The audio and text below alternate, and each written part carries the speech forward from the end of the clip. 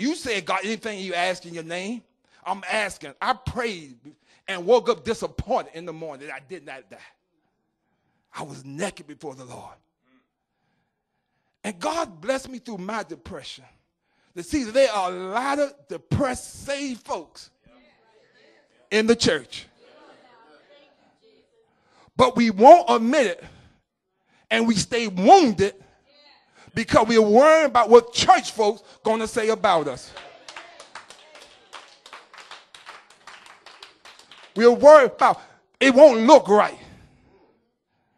You got to get rid of that. God said, I want you to come before me naked. I am your father. I'm not surprised what you're going through. I already know it. I just want communication with you. That we can come one-on-one. That you won't be ashamed to tell me that you're having situations in your life. But no, I got to wear the mask. And everybody think I got it all together.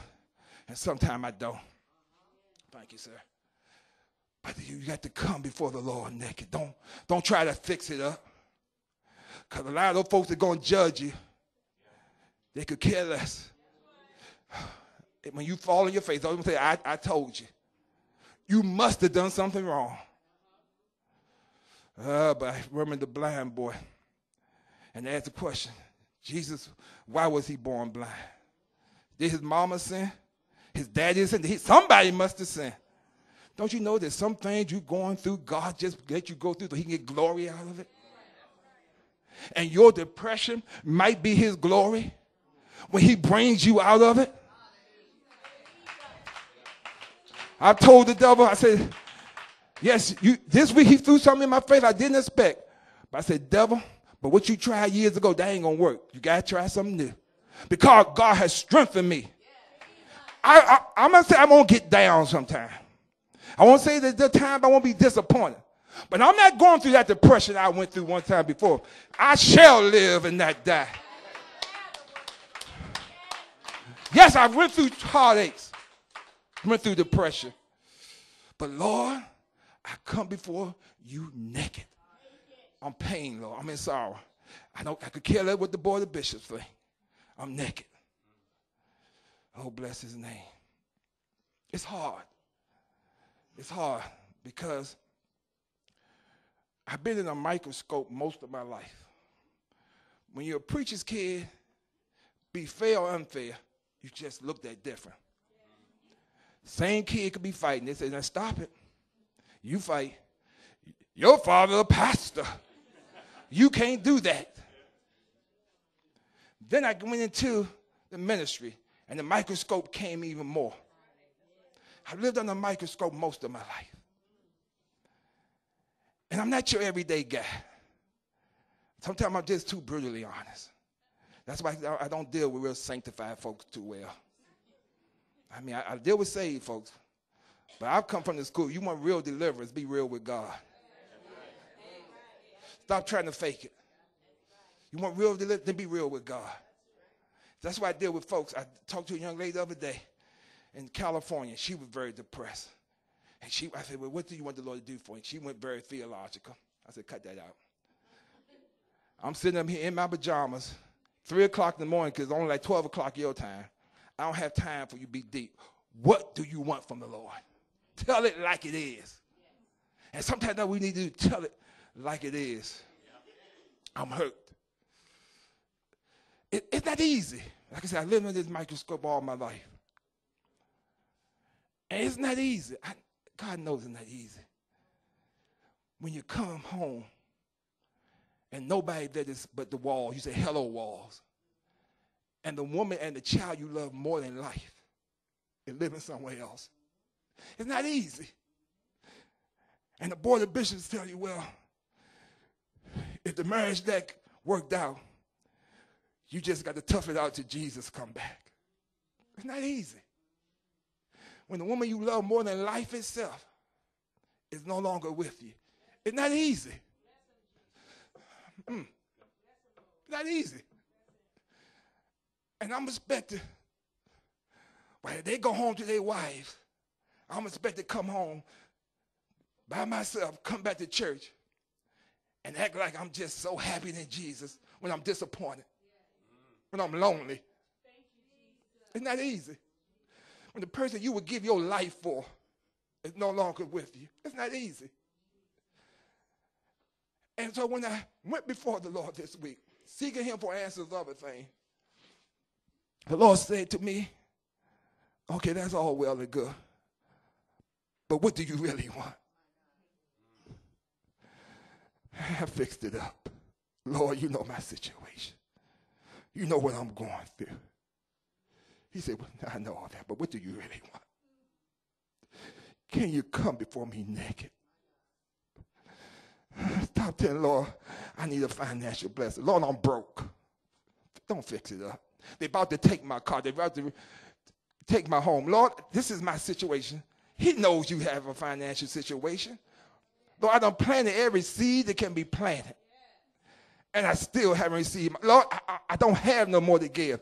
I'm ashamed to come to church. Because when the offerings come, I don't have nothing to give. God knows your shame. But because we got to be all holy and thou, we'll walk past the plate and just pluck it. Stop that plucking before somebody pluck you upside your head. God said, come before me naked. Tell me your situation. Because as Deacon Valentine say, he loves you. He loves you. He loves you in spite of yourself. And I know what you're talking about, Deacon. Because in the last 3 years, through my depression, folks put me back up to preach. Do what God tell you to do. And I did well. Some days I felt it, some days I faked it. But I was in pain. But it wasn't until I came to the realization that God loves me. Even though the night before I wanted to take my life. And not more than that, but I fell in love with Jesus through my pain. Oh, bless his name. I've always loved Jesus. I mean, how can you not love somebody who gives you life? I've always loved Jesus. And I love you. But over the past year, I fell in love with Jesus. Why? Because I realized that I can come before him naked and don't have to be ashamed.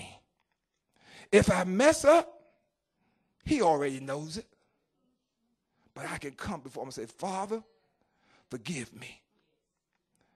If I drop the ball, if I don't see my way out, I done brought every CD on TV, every DVD that I brought, how to make it. And Lord, they ain't doing me no good. I need you now. I need a word from the Lord. I don't need a prophet to blow on me. I don't need nobody to tell me my future. What that lady, Miss Cleo could do that. Of course. I need a word from the Lord. I don't need to hear somebody take me from Genesis to Revelation. Lord, I need a situation for my life. And if I want real deliverance, God, then I got to be real with you. God asked, who told you you were naked? How do you know that you're naked? Because I messed up. And not because God did not know. He knew. He knew before you was born you was going to mess up. Before Burry walked in 4th and Virginia Avenue, and he saw this 13-year-old girl named Burry, and he looked at her, that looked good. God already knew I was going to mess up one day. He said, before the foundation of the earth, I knew you. I called you. With all your mistakes, with all your weak points, I knew it. And if he knows it, then why we got to fake it? Why we got to fake it? Stop faking it with God. Fool me, I ain't too smart. Big deal, you ain't done nothing bad. I'll go with you, Lord. Just because you fooled me, big deal. I got a 13-year-old who fool me every week, so I ain't too bright. So it's a big deal you fooled me. I fooled a couple of y'all, so y'all don't know it. So it's a big deal you fooled me. But you can't fool God. Thank you. I'm about to feel. You can't fool, stand to your feet. I'm about done now. You can't fool God. He knows it all. He knows your shortcomings. He knows when you're going to mess up. He knows your tears. He knows what you need. He said, I know what you have need of. Even before you ask it. I just want to communicate with you. That's all he wants. I just want to talk to you. It's a sad thing when a child or a father and a parent can't talk. I tried, I'm with my daughter, and I told First Lady Frazier, I'm new to this girl thing because I grew up with nothing but boys, brothers. And I'm learning how to raise a girl and communicate. You know, most girls I try to communicate with, I had, things out on my mind.